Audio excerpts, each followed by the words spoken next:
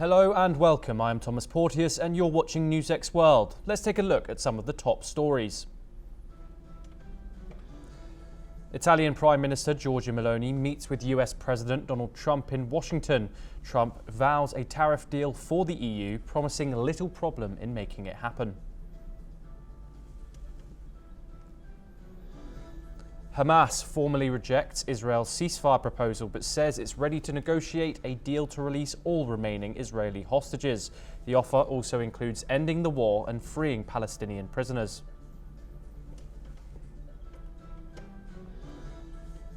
Ukraine signs the outline of a minerals deal with the United States, marking a step towards a full economic partnership. The economy minister calls it a foundation for long-term cooperation. Top US envoys meet with European powers and Ukraine in Paris to advance efforts to end Russia's war. Secretary of State Marco Rubio says the US peace plan gets encouraging reception in the French capital.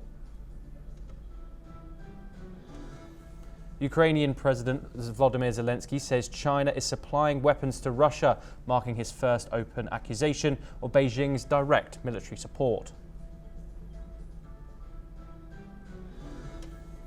A US airstrike on Yemen's Razina fuel port kills at least 38 people and wounds over 100, according to Houthi media. The Pentagon stated that the strike aimed to disrupt fuel supplies to Houthis amid ongoing Red Sea tensions.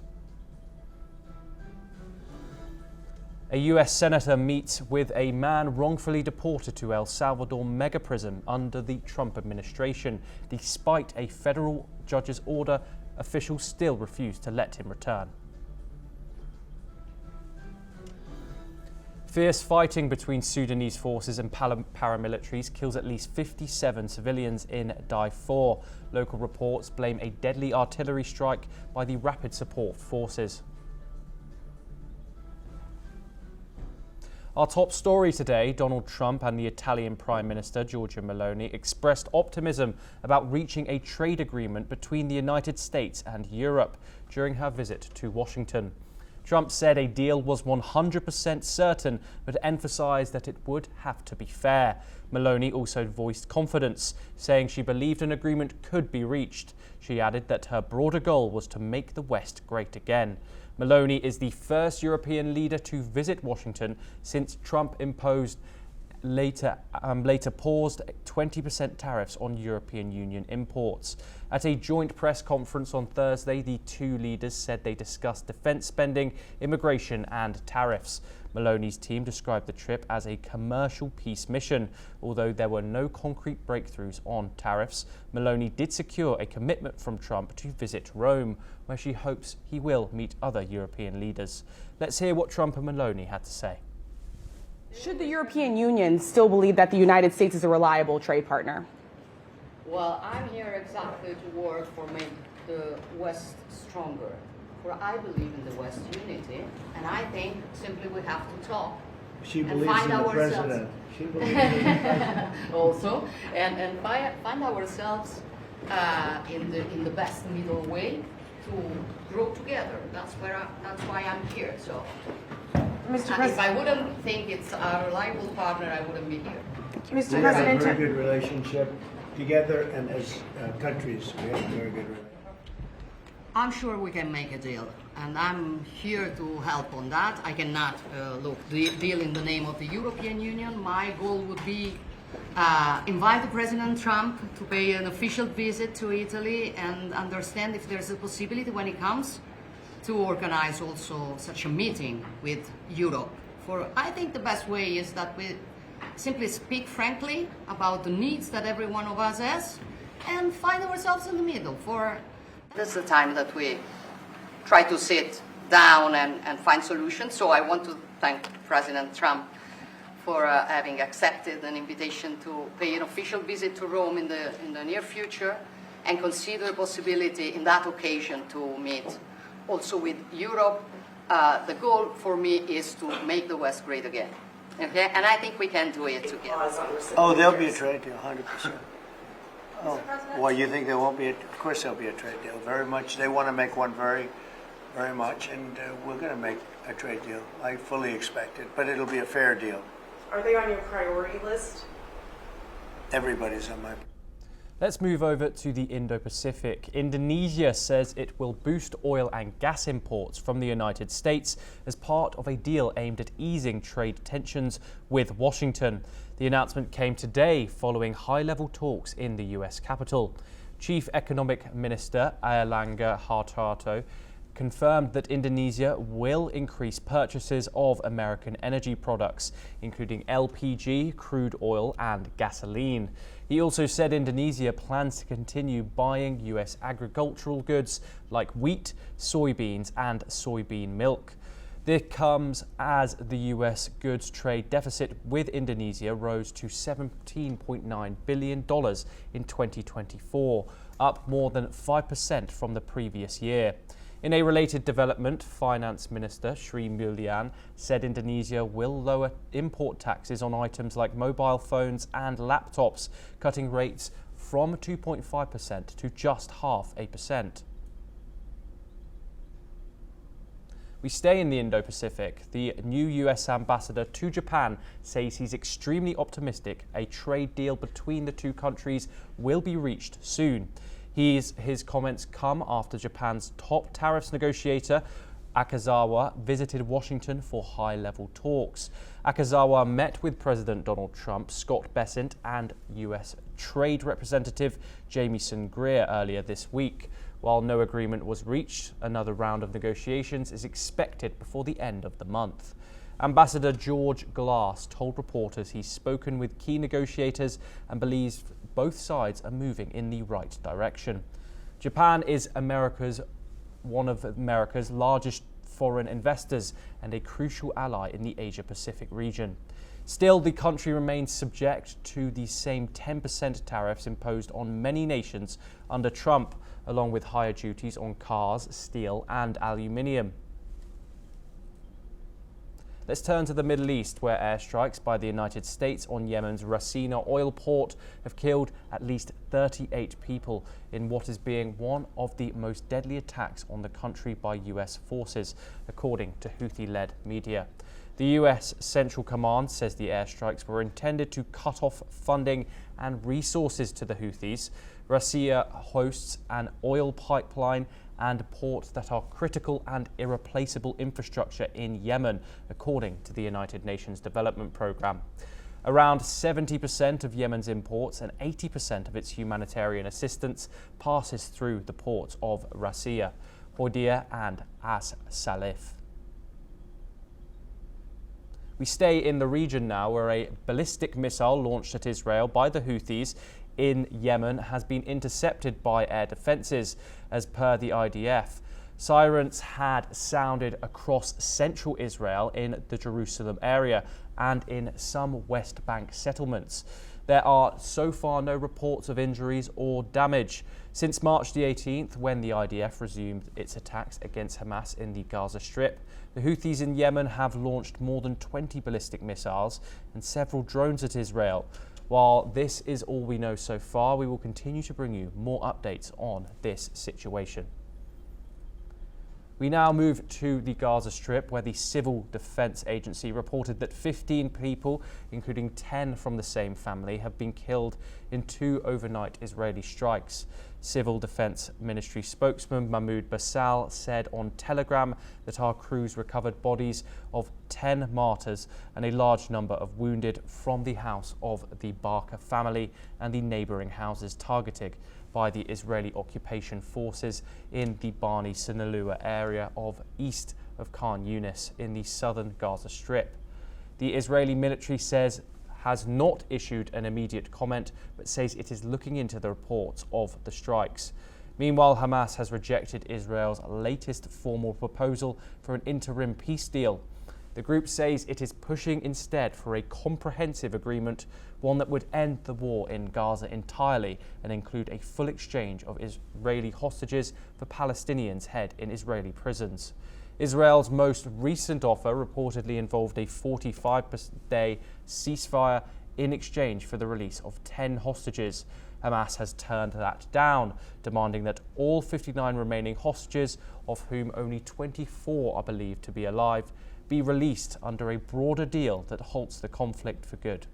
Here is what the Hamas negotiator had to say.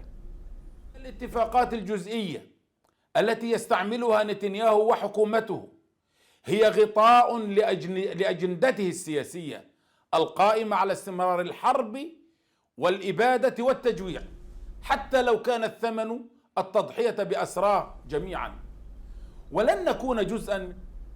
Let's move on once again. US President Donald Trump's envoys have met with European powers and Ukraine in Paris, pushing efforts to end Russia's war in Ukraine. Following the talks, Secretary of State Marco Rubio said US peace framework received encouraging reception. Meanwhile, Ukrainian President Volodymyr Zelensky's office called the talks constructive and positive. Rubio also held a parallel phone conversation with his Russian counterpart, Sergei Lavrov, in which the State Department said he again conveyed Trump's desire to end the war. Reacting to the Paris meeting, Russia described it as a chance for Witkoff, who met Russian President Vladimir Putin for 5 hours last week, to update Europeans on talks about the search for a peace settlement. While the talks were first substantive in person on Trump's peace push with the Europeans, reports suggest that senior French officials said the country's top negotiators would meet again in the same format in London next week. Before we dive into the discussion, let's listen to what the Minister for Europe and Foreign Affairs had to say. C'est qu'aujourd'hui à Paris, les États-Unis, l'Ukraine et les Européens se sont retrouvés autour d'une même table pour aborder ensemble la suite des efforts que nous voulons toutes et tous consentir pour arriver au plus vite à un cessez-le-feu en Ukraine, permettant d'engager des discussions vers une paix juste et durable. Et ces discussions très ouvertes, très franches, auront permis de faire avancer la réflexion des Européens, celle des Ukrainiens et celle des Américains, qui se sont donné rendez-vous la semaine prochaine à Londres pour poursuivre les échanges sur cette base-là, afin que nous puissions espérer dans les tout prochains temps aboutir à ce cessez-le-feu plein et entier, sans condition, auquel les Ukrainiens ont d'ores et déjà consenti et auquel nous souhaitons que la Russie puisse consentir à son tour. Let's stay in Europe, where Russian strikes have killed 2 people and wounded at least 27 others overnight in Kharkiv and Sumy in northeastern Ukraine. Kharkiv regional governor said the strikes hit a densely populated area of the city on Sunday. A Russian ballistic missile killed at least 35 people in Sumy and wounded more than 100 others. World leaders condemned the attack, the deadliest in Ukraine so far this year, and one of the worst since Russia's full-scale invasion began in February 2022. Aerial attacks have escalated despite calls by US President Donald Trump for a ceasefire to halt more than 3 years of fighting. The fresh strikes followed top US and European officials meeting in Paris. Russia has suspended its ban on the Taliban, which it had designated for more than 2 decades as a terrorist organization. This comes as a move that paves the way for Moscow to normalize ties with the leadership of Afghanistan. No country currently recognizes the Taliban government that seized power in August 2021 as US-led forces staged a chaotic withdrawal from Afghanistan after 20 years of war. But Russia has been gradually building ties with the movement, which Vladimir Putin said last year was now an ally in fighting terrorism. As per reports, Russia's prosecutor general asked the court to remove the group's terrorist designation last month, following several trips to Russia by top Taliban officials. Let's move to the Americas once again, where Maryland Senator Chris Van Hollen met with Kilmar Albrado Garcia in El Salvador, the man deported by the Trump administration despite a court order blocking his removal. The senator posted a photo of their meeting on social media, but did not provide new details on Alfredo Garcia's legal status. Alfredo Garcia, a Salvadorian national who had been living in Maryland, was deported in March, even though an immigration judge has ruled that he should remain in the US. The Trump administration later acknowledged the deportation was a mistake, but both President Trump and the Salvadorian President Nayib Bukele said that they see no grounds to return him. Van Hollen's visit has sparked political tensions in Washington, with Democrats calling the deportation an example of the Trump administration ignoring the courts. A federal appeals court sharply criticized the government's claim that it can't act to return Alfredo Garcia, calling that position shocking. Republicans have pushed back, saying that Democrats are defending someone who, according to the White House, has alleged ties to the MS-13 gang, though no charges have ever been filed, and his lawyers say there's no evidence of any such connection. Let's hear what the senator had to say. Our goal was very simple today, which was to check on the health and well-being of Gilmore. Nuestra meta era muy sencilla, sencillamente verificar el bienestar del señor Abrego García. But we were stopped by soldiers at a checkpoint about 3 kilometers from the Sikot prison. Pero fuimos detenidos. But I will say that if the government of El Salvador remains complicit in the illegal detention of Mr. Abrego Garcia in Sikot prison, then there will be, I think, actions proposed, certainly, to take until we resolve this very important issue. I'm not surprised that President Trump and the White House are unhappy with my visit to El Salvador, because it is shining a spotlight on the fact that the Trump administration is ignoring a court order from the federal district court in Maryland and a 9-0 order from the Supreme Court to facilitate the return of. We move over to the Indo-Pacific, where tensions continue to escalate in the Taiwan Strait. Taiwan's Ministry of National Defense reports detecting 11 Chinese military aircraft, 6 naval vessels, and 3 official ships operating around its territory. 7 aircrafts crossed the median line and then entered Taiwan's northern and southwestern air defense identification zone. This comes just a day after 34 Chinese aircraft and 6 naval vessels were detected, with 14 aircraft breaching Taiwan's air identification zone. Taiwan says it has been closely monitoring the situation and responding accordingly. Meanwhile, diplomatic friction is also rising. Taiwan strongly condemned a joint statement from China and Vietnam, which described Taiwan as part of the Chinese territory. Taiwan's foreign ministry called it a serious distortion of the facts and reiterated that Taiwan is a sovereign, independent nation not ruled by the Chinese Communist Party. Let's move back over to North America, where a 20-year-old gunman opened fire at Florida State University, killing 2 men and injuring at least 6 others. Police say the shooter, identified as Phoenix Ickner, is believed to be an FSU student and the son of the longtime Leon County Sheriff's deputy. He used his mother's former service weapon during the attack, which began just outside the student union around lunchtime.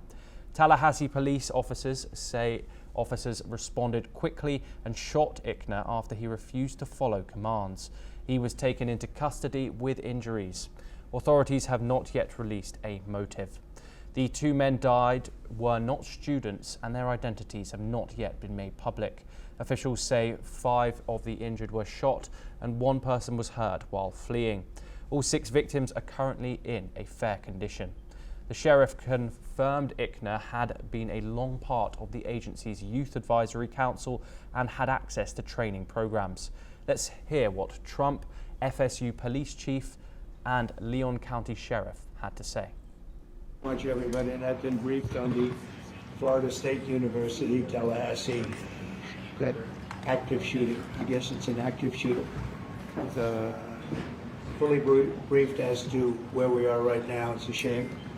It's a horrible thing, horrible that things like this take place, and we'll have more to say about it. At approximately 11:50 a.m. Thursday, April 17th, a gunman opened fire on the main campus of Florida State University in Tallahassee, shooting multiple individuals in the vicinity of the Student Union building. FSU police responded immediately, engaged, neutralized, and apprehended the shooter. 2 victims are deceased, and 5 individuals have been transported to a local hospital with gunshot wounds. The shooter has also been transported to a local hospital. The 2 deceased are not students. The question as it relates to who is the shooter is 20-year-old Phoenix Eichner, and he's the son of a Leon County Sheriff deputy. Our Deputy Eichner, has been with the Leon County Sheriff's Office for over 18 years. We stay in the North America region, where Canada's Prime Minister Mark Carney came under fire from his Conservative rival during a heated election debate. But the Liberal leader shifted focus to the US President Donald Trump, whom he calls Canada's greatest threat. Carney also took fire from the 2 other party leaders on the stage as they hit Carney with his time at the private sector. Most opinion polls show Pierre Poilievre's Conservative Party trailing Carney's Liberals ahead of the April 28th election. But the race remains close. Poilievre used the debate to try to halt Liberal momentum, a surge that began after Carney took over from Justin Trudeau as Prime Minister on March the 14th this year. Trump's trade war policies and annexation threats have sparked widespread outrage across Canada, and Poilievre has faced growing criticism for targeting the Liberals while avoiding direct attacks on Washington. Let's listen in to what the Prime Minister had to say on the same. We are facing the biggest crisis of our lifetimes. Donald Trump is trying to fundamentally change the world economy, the trading system. But really what he's trying to do to Canada, he's trying to break us so the U.S. can own us. They want our land, they want our resources, they want our water, they want our country. And we're all going to stand up against Donald Trump. The head of the UN's nuclear watchdog says Iran and the United States have entered a critical stage in talks over Tehran's advancing nuclear program. Speaking from Tehran, Rafael Grossi said his agency will likely play a key role in verifying any future agreement between the 2 sides. US and Iranian officials will meet again on the 19th of April, continuing negotiations that began last weekend in Oman. Grossi's visit overlapped with a high-level trip by Saudi Arabia's defense minister, Prince Khalid bin Salman, who became the most senior Saudi official to visit Iran since the 2 countries restored ties through a China-mediated agreement last year. Saudi Arabia is working to end its war with Iran-backed Houthi rebels in Yemen, even as US airstrikes continue targeting the group. As the Kremlin, Russian President Vladimir Putin met with Iran's Foreign Minister Abbas Araghchi to discuss the US-Iran negotiations and Russia's own diplomatic talks with Washington. That you waved off an Israeli plan to attack Iranian nuclear facilities. I wouldn't say waved off. I'm not in a rush to do it because I think that Iran has a chance to have a great country and to live happily without death. And I'd like to see that. That's my first option. If there's a second option, I think it would be very bad for Iran. And I think Iran is wanting to talk. We move over to the African continent now, where clashes between Sudanese paramilitaries and the army have killed at least 57 civilians in the besieged Darfur city of El Fasher, as per medical and activist sources. The violence came just days after the RSF killed more than 400 people in attacks on Al Fasher, the capital of North Darfur state, as well as nearby displacement camps, according to the United Nations.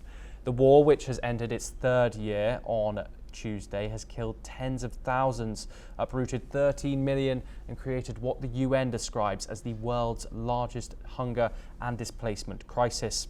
It has effectively split the country into two parts, with the army holding the centre, north and east, while the RSF controls nearly all of Darfur and, along with its allies, parts of the south. In a major blow to Google, a US federal judge has ruled that the tech giant illegally monopolized key parts of the online advertising market. The ruling, handed down Thursday in Virginia, found Google willfully acquired and maintained monopoly power over publisher ad servers and ad exchanges. These are platforms that control how digital ads are brought and sold online. The decision paves the way for a possible breakup of Google's ad business in a future trial. It marks the second time a court has found the company guilty of holding an illegal monopoly. While Google plans to appeal, the Justice Department is now pushing for bold structural changes, which could include forcing the company to sell off its ad tools. The ruling is being called a landmark moment in tech antitrust enforcement, with broad implications for other giants like Amazon, Meta, and Apple. Elon Musk's SpaceX and two partners have emerged as front runners to win a crucial part of President Donald Trump's Golden Dome missile defense shield. As per reports, Musk's rocket and satellite company is partnering with software maker Palantir and drone builder Anduril on a bid to build key parts of Golden Dome, which has drawn significant interest from the technology sector's burgeoning base of defense startups. Despite the Pentagon's positive signals to the SpaceX group, some reports also stress the decision for Trump's Golden Dome is in its early stages. Its ultimate structure and who is selected to work on it could change dramatically in the coming months. A US citizen was shot and killed in Belize on Thursday after a hijacking a small Tropic Air passenger plane at knife point. Authorities say 49-year-old Ankiela Sawa Taylor, believed to be a military veteran, demanded the domestic flight take him out of the country. During the ordeal, Taylor stabbed the pilot and two passengers as the plane ran low on fuel and attempted an emergency landing near Belize City. All three injured victims were rushed to the hospital, including Taylor, who later died from his wounds. Police say Taylor had recently been denied entry into Belize and is still unclear how he boarded the flight with a knife. US embassy officials are working with Belizean authorities as the investigation continues. Well, that's all we have time for. We will continue to bring you more news updates from around the globe.